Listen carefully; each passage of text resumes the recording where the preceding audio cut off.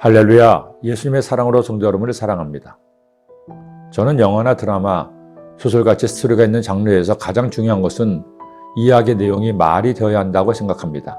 아무리 연기를 잘하고 감독이 뛰어나다 해도 이야기가 상식적이지 않거나 앞뒤가 맞지 않고 그 이야기 속에 아무런 요점이 없다면 그 이야기의 흥미를 잃습니다. 얼마 전 상영되기 시작한 자선 어부라는 영화가 있습니다. 평소에도 다산 정약용 형제의 아픔을 공감하던 차에 나온 그 영화를 시간을 내어 보았습니다. 19세기 초 다산 정약용과 그 형제 정약전을 아끼던 정조가 세상을 떠나고 순조가 즉위하자 노로는 정순왕 후의 수렴 첨정을 통해 눈에 가시 같았던 정약용과 남인 세력들을 몰아내려 합니다. 마침 그들에게 올무를 씌울 중요한 단서를 포착했습니다. 정약용 일가가 서악 즉 카톨릭에 빠졌다는 것이었습니다.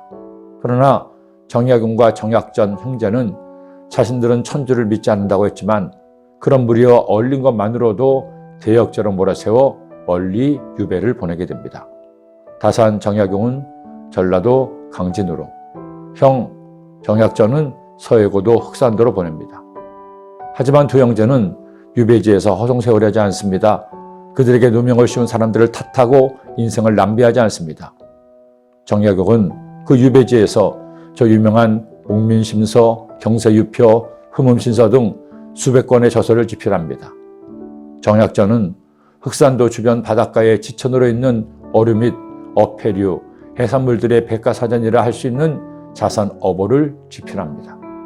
유학을 공부한 선비가 백성들의 고단한 삶을 위해 실사구시의 정신으로 쓴 백성을 위한 최초의 책이라 할 수 있을 것입니다.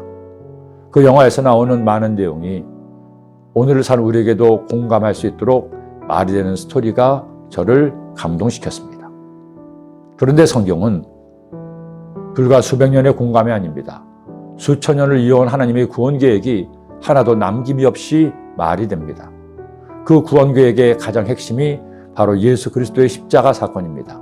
하나님은 모든 인류의 죄를 사시기 위해 독생자 예수님의 죄값을 치르게 하신 것입니다. 하나님의 사랑과 공의가 단번에 이루어지는 완벽한 구원 계획이었습니다. 그런데 이 구원 이야기는 이미 2000년 전에 미리 우리에게 계시되었습니다. 100세에 낳은 아들 이삭을 끔찍히 사랑했던 아브라함에게 그 아들을 번제로 바치라고 한 것입니다. 아브라함일지라도 하나밖에 없는 아들을 드릴 헌신의 결단이 없다면 믿음의 조상이 될 수 없음을 깨닫게 하신 겁니다. 그리고 또 하나, 애굽의 모든 죄는 결국 그들의 피로 생명으로 갚아야 할 것을 마지막 10번째 재앙을 통해 알게 하신 겁니다. 애굽 땅에 있는 모든 처음 난 것은 왕에 앉아있는 바로의 장자로부터 맷돌 뒤에 있는 몸종의 장자와 모든 가축의 처음 난 것까지 죽으리니 애굽 온 땅에 전무후무한 큰 부르짐이 있으리라. 하나님께서 10가지 재앙을 내리실 때 종종 나오는 말씀이 있습니다. 그러나 야훼께서 바로의 마음을 완악하게 하였으므로 이스라엘 자손을 보내지 아니하였더라. 왜 하나님께서 바로의 마음을 강박하게 완악하게 하셨나요? 아직 그들이 지은 죄의 징계가 다 차지 않았기 때문입니다.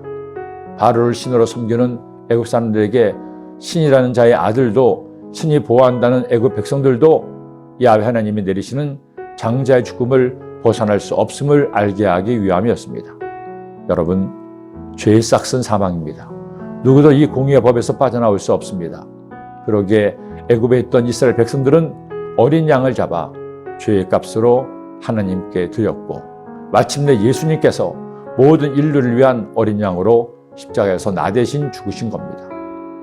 나 대신 하나님의 아들 예수님께서 당신의 생명을 주신 것, 이것이 복음이요 이것이 은혜입니다. 오늘도 이 은혜의 바다에 들어가 감사함으로 한 날을 살지 않겠습니까? 기도드립니다. 사랑의 주님, 마침내 애굽에 장자의 재앙을 내립니다. 그러나 우리는 그 재앙을 받지 않습니다.